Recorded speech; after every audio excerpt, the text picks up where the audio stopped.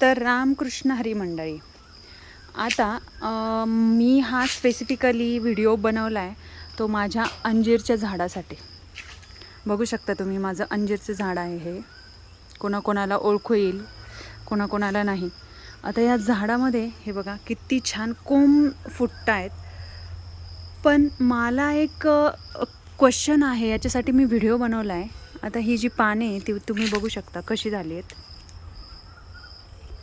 पानं अशी झाली आहेत आणि याला पाण्याची आणि फवारणीची काही कमी नाही आहे. हे जे बघा तुम्ही, हे पण कसं झालं आहे.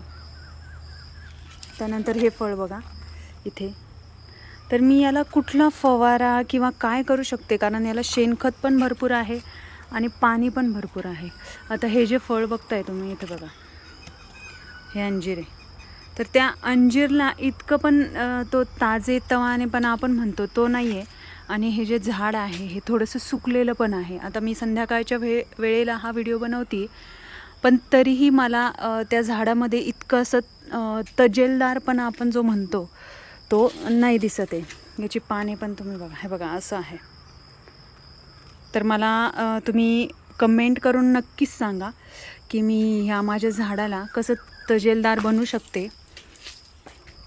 तोपर्यंत रामकृष्ण हरी.